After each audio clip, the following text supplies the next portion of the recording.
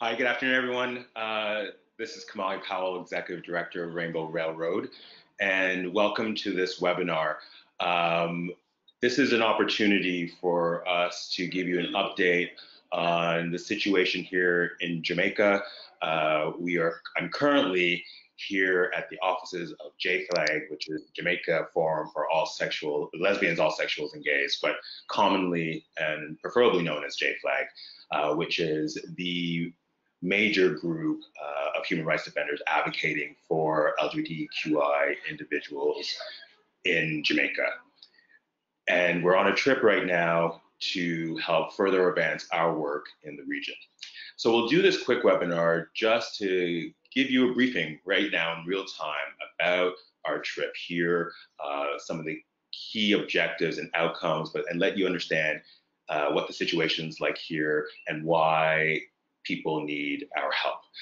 This is an opportunity for a dialogue as a conversation.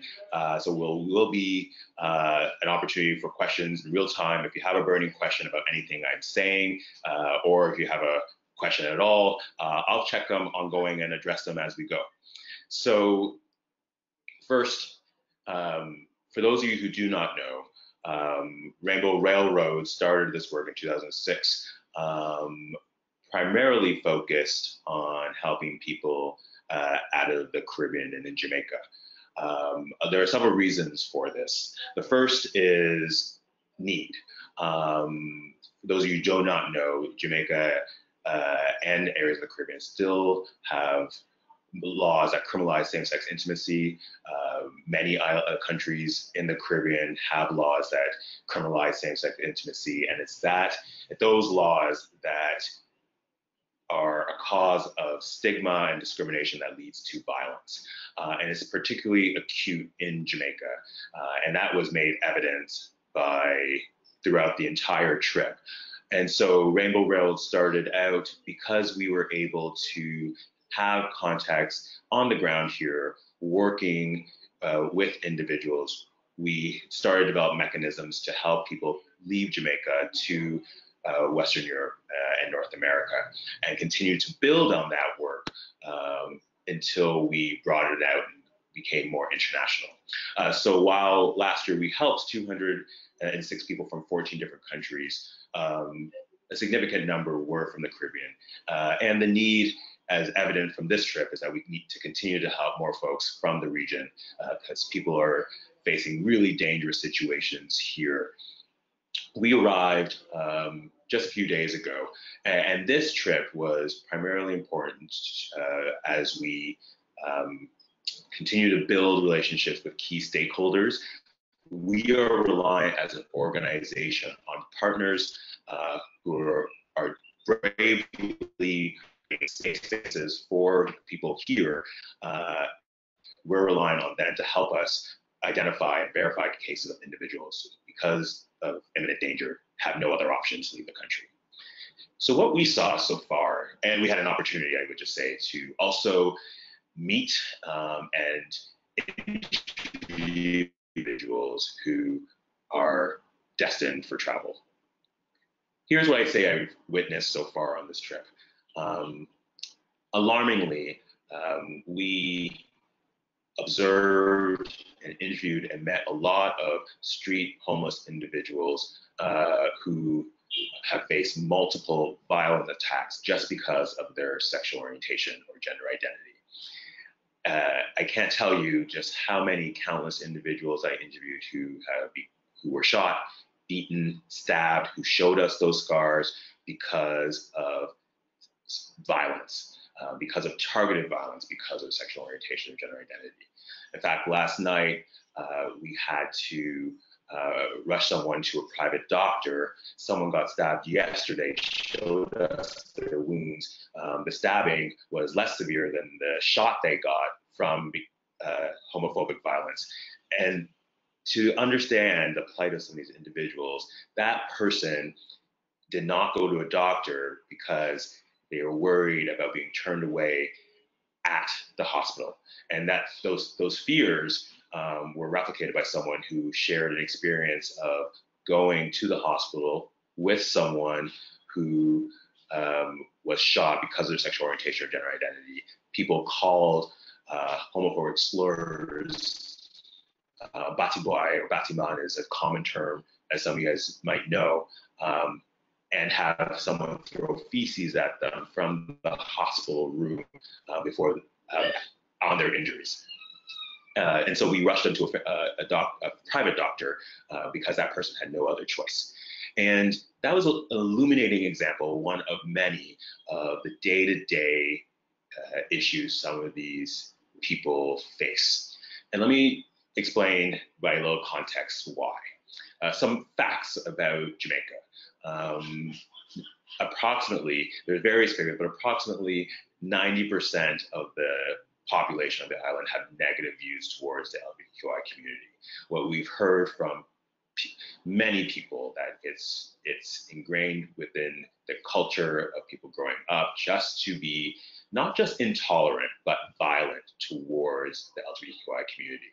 We know it's a huge driver of the HIV epidemic here as well, but we also know it's driven by the church attitudes towards the church. I will say, it's important to say that what people also told me was that the church's role is fueled by North American Christian religion coming to communities here and spreading hate.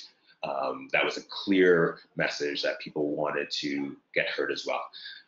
And so this culture of not just intolerance, but violence towards the LGBTQI community permeates in the day-to-day lives. And there is an important intersection between class and poverty, the people who are most of debt need. So what we did on this trip was visit multiple areas where the LGBTQI homeless reside. And we know homelessness is a factor in many countries, but when we think about homelessness here, it's very different than the context of North America. We're talking about places where people are just trying to find some refuge from the day-to-day violence. And so we went to visit areas where people were residing. We also got to experience what it is like to actually be in some of the gullies where individuals were staying.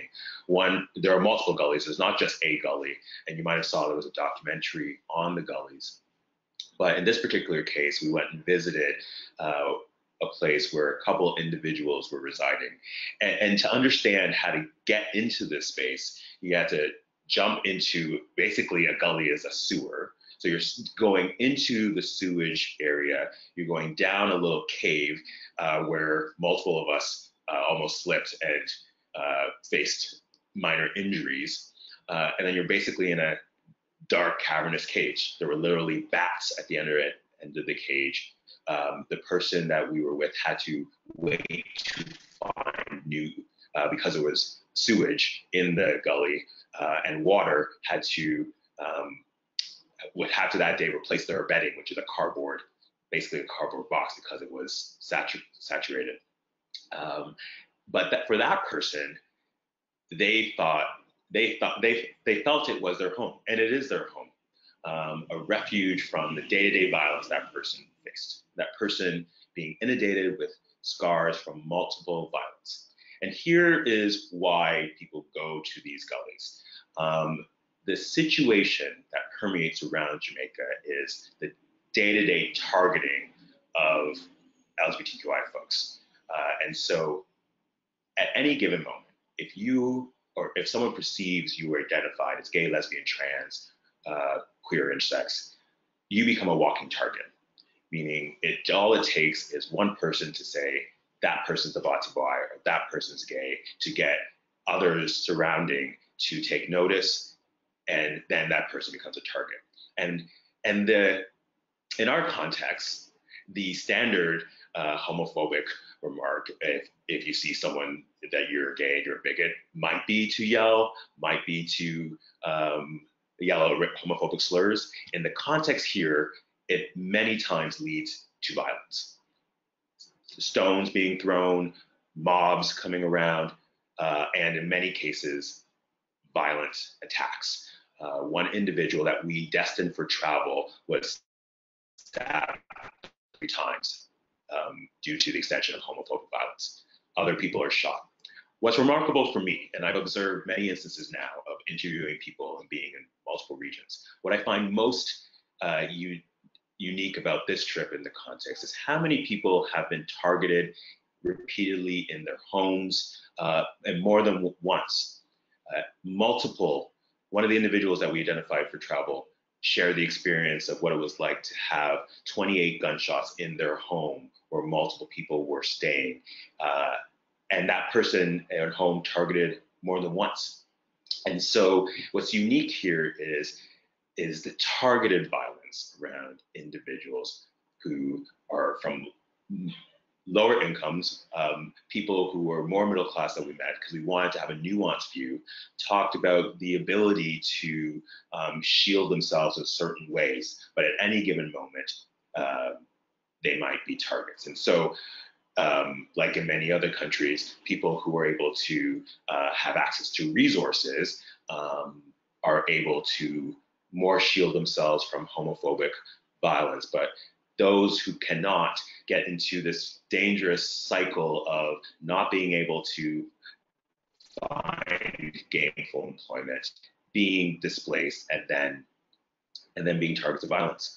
What was consistent with every single person that we interviewed was the negative reactions from their family when they were either, and we didn't hear stories of people talking about what their coming out journey was like. We heard instances of individuals being exposed either by other family members and suspicion taking its toll because everyone expressed the fear of coming out because of the negative impact.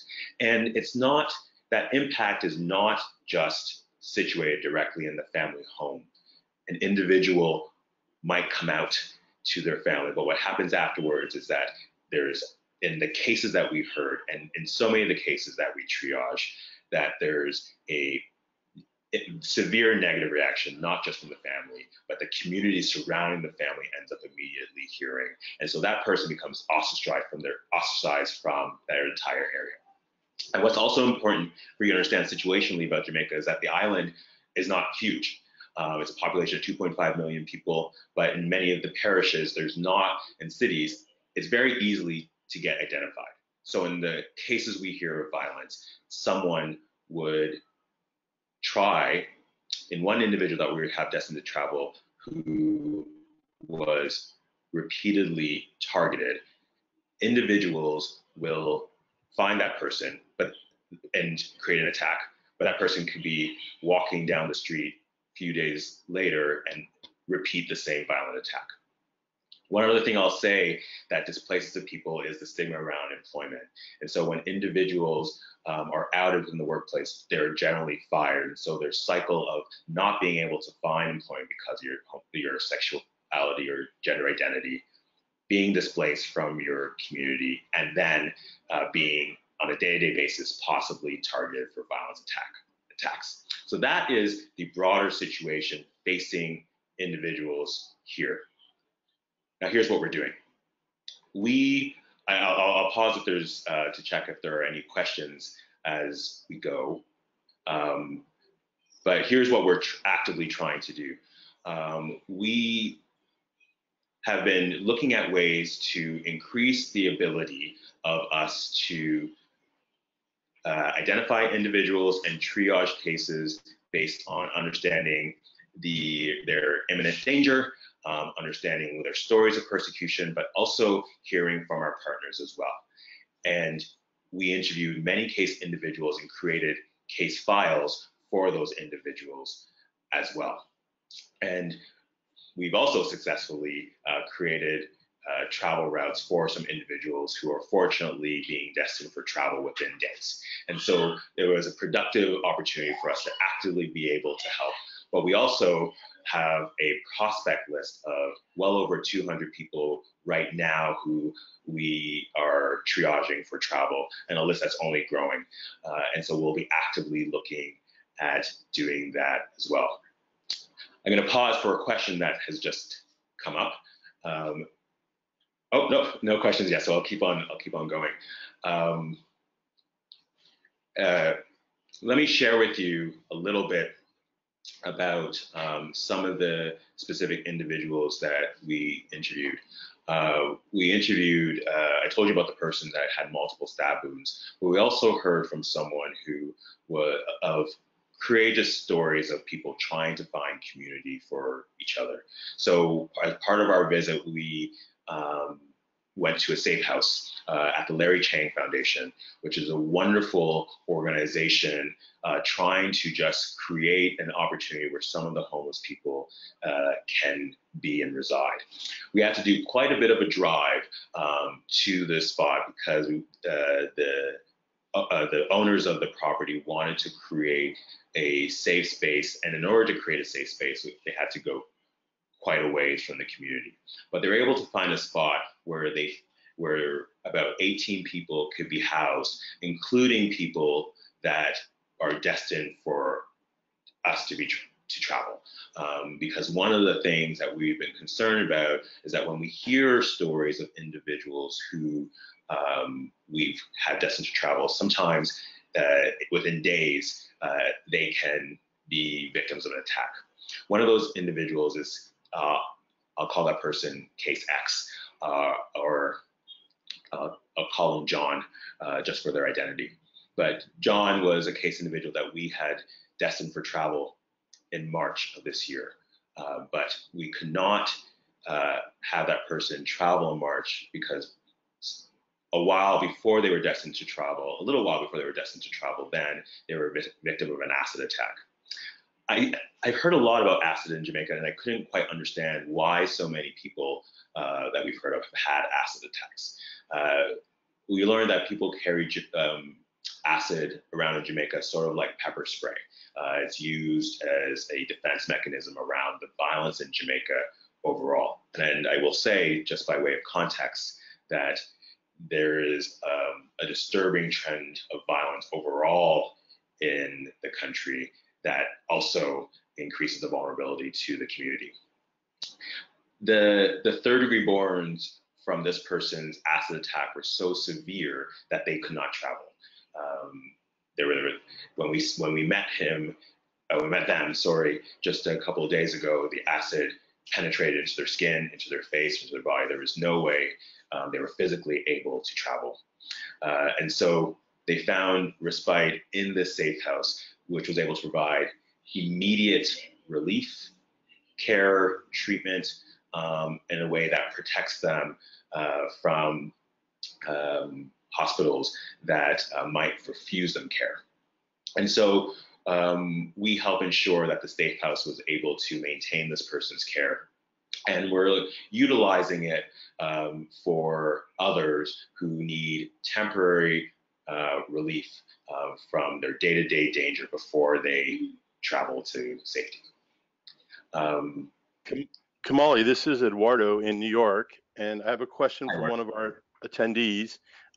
They ask, where do the bottlenecks exist in being able to provide travel opportunities for individuals? What is the most, in other words, where's the most attention needed to be able to bring this life-saving support to as many as needed? The biggest difficulty in the Caribbean and in Jamaica is that in order to get people out to safety quickly, we have to navigate multiple routes where people claim asylum. And there are two bottlenecks that come with that. One is expense. We end up having to be creative with the routes we have to allow a person to find a place where they can safely claim asylum. And two, flat out rejection from various airlines to allow people to board. So unfortunately for John, that case individual, and to share sometimes some of the despair, is that person was actually destined to travel just a little while ago, and after healing some of those wounds, but was denied boarding halfway through their journey because of the stigma from their wounds. And so we're working on that. We're generally successful in getting people out. We have a high percentage rate here, but clear discrimination from within the system and the complicated routes necessary are two of the biggest factors. And of course, with the being creative with routes is expense. Sometimes the cases, as you guys know, is roughly $10,000 per case, and that's exasperated when we have to do a creative travel route for an individual. Were there any other questions, Eduardo, at this immediate time? At this immediate time, no, but if you wanted to tell people, or if people want to know that they can type their questions, and I'll be glad to feed them as they come in. Yeah, and we don't have much time, so again, my goal here was to give a thorough just briefing quickly to let you know. Let me also tell you that we're going to follow this up with a more detailed brief on Jamaica so that you could really understand in a comprehensive way the roots of the situation here. Here directly, we captured footage of some of the case individuals that we interacted with, who were brave and willing to share their stories. But ultimately, again, we've said it many times, our worker facilitators, the people that are truly brave and putting their lives on the line, are the people who are facing discrimination on a day-to-day basis. I'm failing to articulate directly to you just how hard it was to see so many people be targets of violence. Seeing people's physical bruises because of violent attack. And so we really want you to understand why and how that's happening. And we also heard from really brave organizations helping support these individuals. They're the ones that are doing the work to kind of escape violence and to create safe spaces. And we're doing our job to facilitate those who have no other option but to leave the country to go. I also want to say, yes. Kamali, before you close, could you just tell us, we see behind you the Pride Gives Me Hope and Pride Gives Us Visibility. And there's a little dichotomy there with all of the stories that you're telling us. Can you share and kind of tell us what's that about? That's an excellent point, Eduardo, and I was just about to get to that, so I'm glad you brought it up.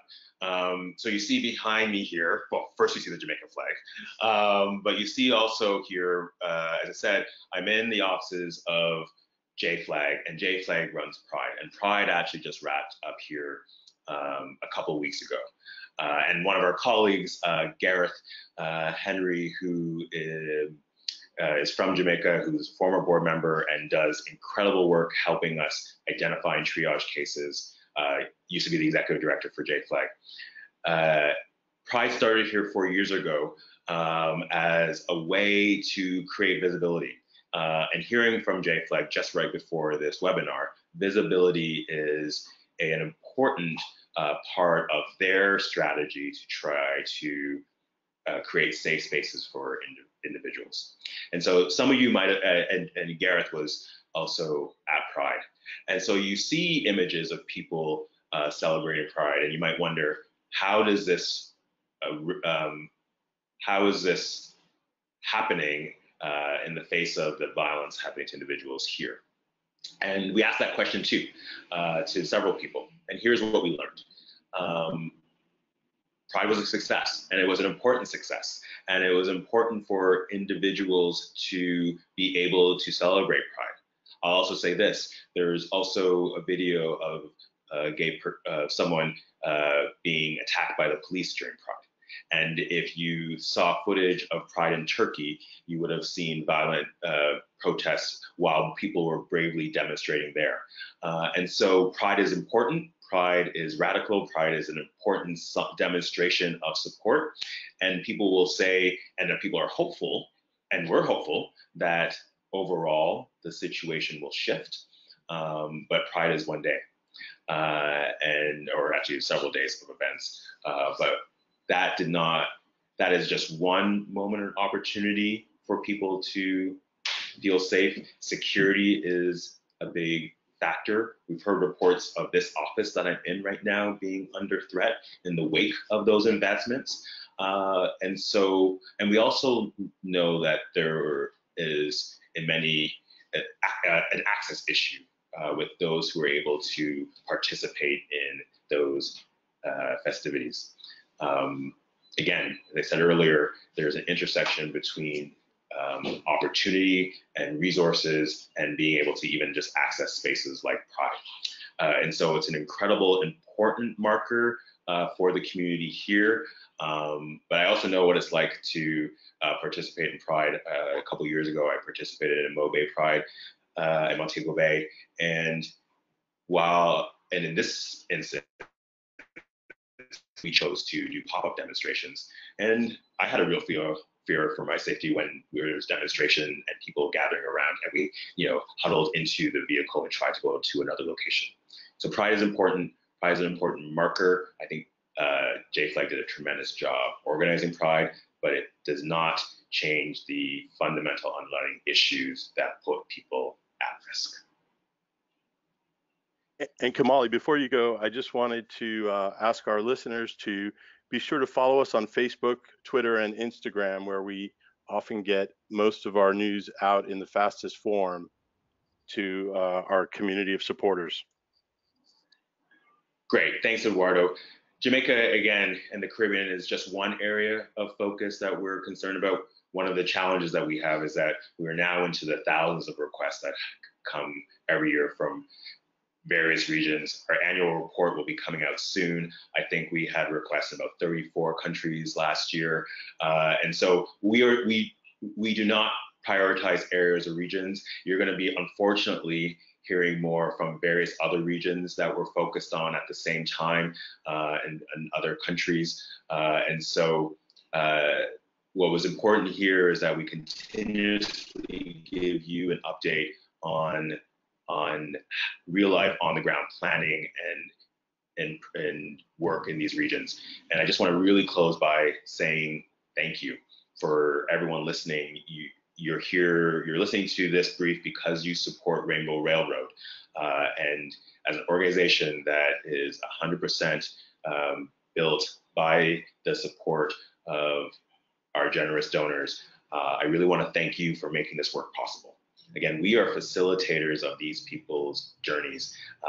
And so what I continuously am proud of is that your direct contribution is going to be relocating someone in a few days, right here from this region. And so while I'm able to brief you on the situation, you get to leave knowing that your support in real time is helping save a life.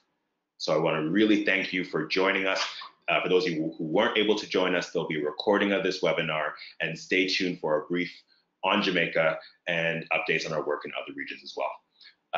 Hope you enjoy the rest of your lunch break and enjoy the rest of the week, and I'll talk to you soon.